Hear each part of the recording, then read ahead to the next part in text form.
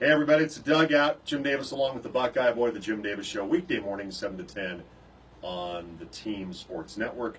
Let's hit on a few things here. The Avalanche lose, we're recording this on a Thursday, they lost last night to the Predators by the score of 3-2. They were down 3-0, came back, and I know not everybody here in the team family thought that the Avalanche played hard and came back. They thought they played badly. Right. Buffalo, Mark. Right at well, you, some buddy. people think it's bad news when the sun comes up, too, so just saying. Look, I get where Mark's coming from, but they fought, they got back into the game. Landeskog gets a power play goal. Kerfoot gets a rebound and a tip in. They could have given up and not made it a fight, but they did, and I give the Avalanche credit for that. Look, they could have packed it up and went to Nashville a period early. They didn't. They fought in the third period. They got a couple goals. They scored on the power play, which we've been begging for over a week. Mm-hmm. It's not all sunshine, lollipops, and rainbows. They're down 3-1, but I don't think it's just a completely negative 100%. You're the worst team in the National Hockey League by the way they played last night. I think that's a little bit of an overreaction.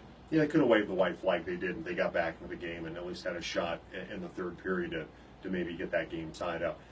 Kyle Freeland, terrible start yesterday against Pittsburgh. He continues to struggle, and he's already given up 5 home runs this year. Not a good start for Freeland. No, and especially he's 0-3. At least he leads the National League in something.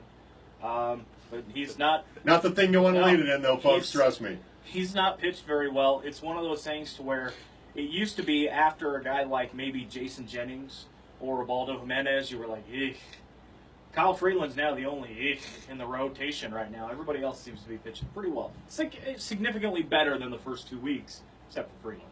Guy's pitching well right now. Fruit of Monument's Trey Morrell. Almost another no-hitter against Montrose. Came up with a no-hitter into the 7th inning. Jaden Lopez got the base hit to break up that no-hitter. He had the perfect game last year against Montrose and even threw the knuckleball a little bit Tuesday in that win against Montrose. Do you think his cheering section at graduation's growing a little bit? Montrose guy's going to come up, be like, oh my goodness, thank goodness this guy's done.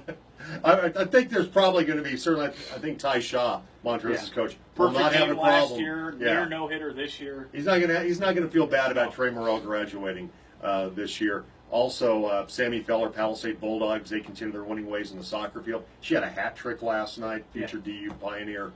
Western Slope League is also not sad to lose her.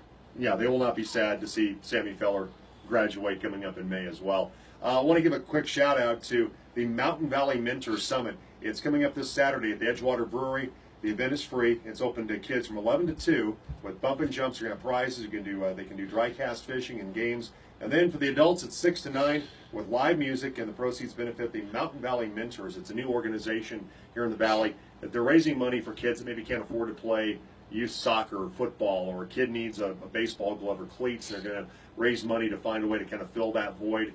But you can learn more about them at mountainvalleymentors.com. But get out and support their event this Saturday, trying to help Valley kids play sports and try to find a way to help fill in those financial gaps.